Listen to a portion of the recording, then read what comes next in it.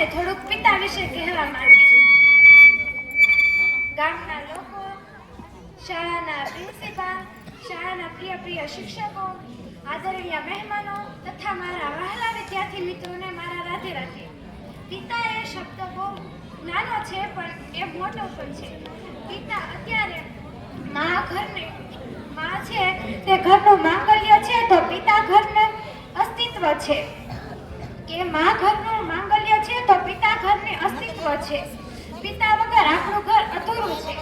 પિતા છે તે આપણી બધી જ વસ્તુઓ પૂરી કરે છે। પિતા અત્યારે કોઈ બધા ભૂલી ગયા છે। માં છે તે આપણી બધી રોજની સગવડ પૂરી પાડે છે, તો પિતા આપણી જીવનભરની સગવડો પૂરી પાડે છે તો આપણે તેને ભૂલી જઈએ છીએ।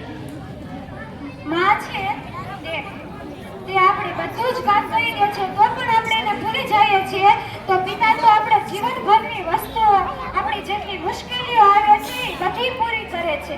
જે આપણને કંઈ પણ થયું હોય તો તે આપણને દવાખાને લઈ જાય છે, આપણે જેટલી પણ વસ્તુઓ જોતી હોય તે આપણને આપી દે છે। પિતા છે તે માંદા પડે છે ત્યારે દવાખાને જતા નથી, કે પિતા છે તે માંદા પડે છે ત્યારે દવાખાને જતા નથી। તે માંદગીથી ડરતા નથી, પણ ડોક્ટર જે 1 મહિનાનો આરામ કરવાનું કહે છે તેથી ડરે છે।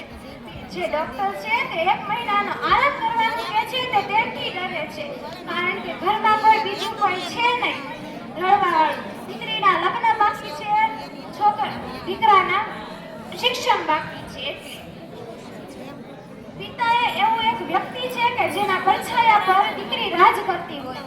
એ પિતા એ એક એવું વ્યક્તિ છે કે જેના પરછાયે દીકરી રાજ કરતી હોય। જ્યારે આપણા ઘરમાં પિતા હોય છે ત્યારે કોઈ નજરો ઉઠાવીને પણ નથી આપણા ઘર પાસે જોઈ શકતું, કારણ કે ઘરના કરતા અને હરતા તે જીવંત છે।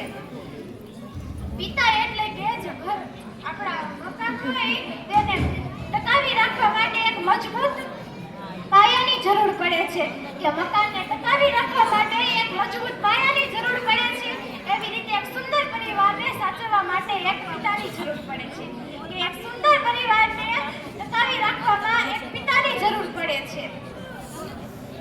બધી જ જરૂરિયાત પૂરી કરે છે।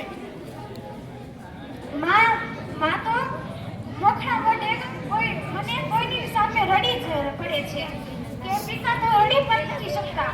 રાત્રે તે કન્યામાં મોઢું છુપાવીને ડુસકે રહે છે, કેમ રાત્રે તે મોઢું છુપાવીને ડુસકે રડે છે, પણ તે કોઈની સામે રડી શકતા નથી। અને માતા તો છે કે કોઈની પણ સામે મોખણા મને રોઈ શકે છે। પિતા આપણી માટે આટલું બધું કરે છે તોય પણ તેને ભૂલી જાય છે। આપણી માતા છે તેને તો આપણે સારા કામ માટે બધાએ નામ લઈએ, પણ પિતા આપણી માટે આટલું બધું કરે છે તોય પણ આપણે તેની માટે કંઈ લખવામાં નથી આવતું, કોઈ પણ વસ્તુ બોલવામાં નથી આવતું। આટલું બધું કરી દેવા છતાં પણ આપણને એ યાદ નથી આવતા। એ કેવું છે? આટલું બધું કરનાર પિતાને આપણે રોજ યાદ કરવા પડે। આપણે બધાને યાદ રાખીએ, પણ જેને આપણે જન્મ આપ્યો છે તેને યાદ કરીએ, જે આપણી માટે જીવનભર કામ કરે છે। તે પોતે તૂટેલા ચંપલ પહેરશે, કપડાં પહેરશે, પણ પોતાના બાળકોને નવા કપડાની ચંપલ લઈ દેશે।